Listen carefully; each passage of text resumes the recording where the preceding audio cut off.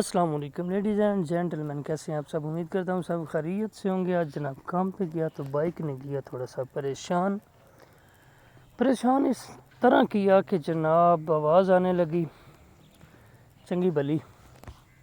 तो फिर सोचा बा चेक तो करिए आवाज़ कितों आ रही। जो चेक किया तो पता लगा चैन कवर जड़ा ने इहदे चों आवाज़ आ रही है।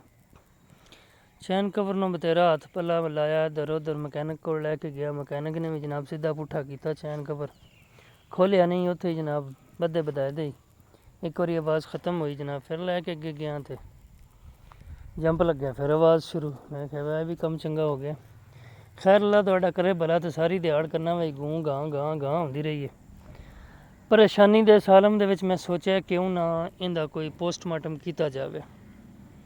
लिहाजा पोस्टमार्टम तो करदे होया जनाब याद आया वा पोस्टमार्टम इंदा इंज किया जाए कि चेंज कर दिता जाए। दुकान ते गया जनाब, पता किया वा किन्ने दा नवां लब्भे दा। उन्होंने दस्सिया जनाब लोहे का जोड़ा वो लब्भे दा 700 का चैन कवर, तो एक प्लास्टिक का भी है। मैं क्या प्लास्टिक का दस दो किन्ने दा। उन्हें आख्या जी प्लास्टिक का तो लभ जाएगा 200 का।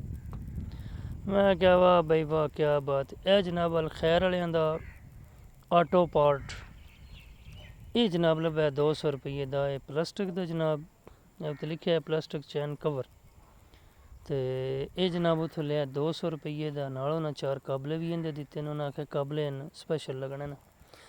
अल्लाह तुहाडा भला करे। तो लैके जनाब आ गया रस्ते दे विच आख्या तो मैं आख्या थोड़ी जी नींद दी दसीए वीडियो शीडियो बना के विखाइए भाई चैन कवर कैसा है तो की हो जी इनके मामलात ने।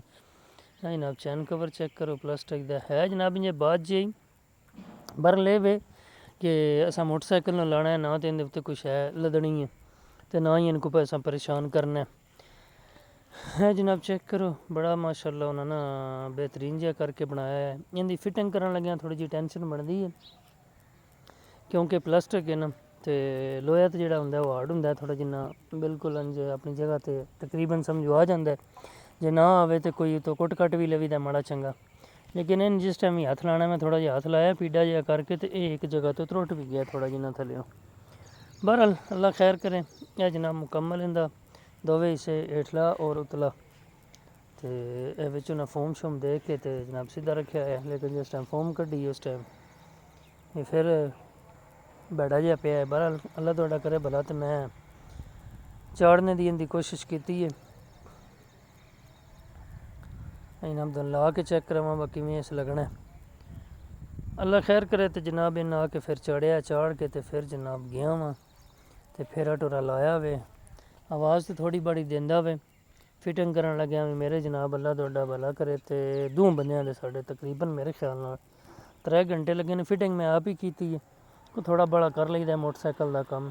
थोड़े बड़े तो मतलब है बा कोई चैन कसना हो या कोई काबला टाइट करना हो इन्ना का आप कर लीदा। आख्या चलो आप ही चढ़िए क्योंकि मकैनिक ने भी रुपया दिल चाहो कि 150-200 रुपया भी दे जाओ। अगला लोहे का माडी गार्ड है वो चैन कवर है वो भी दे जाओ। तो मैं आख्या चलो थोड़ी जी बचत करनी चाहिए। हालात इस तरह के ना तो वक्त इस तरह का जिन्नी हो सके उन्नी बचत करनी चाहिए। लो जी है मैं चाड़ लिया जनाब मुकम्मल। अल्लाह खैर करे। तो हूँ फिर तुहानूं दस्सिया चक्कर शक्कर ला के तो बड़ा बेहतरीन रहा काम। हूँ मेरा दिल मैंने इजाज़त देवो क्योंकि चैन कवर साडा हो गया सैट माशाअल्लाह। तो इंशाअल्लाह नवे व्लॉग दे नाल फिर तुहानूं मिलांगे। तो जिहड़ा यूट्यूब चैनल है सबसक्राइब करो। अल्लाह हाफिज़, अल्लाह निगहबान।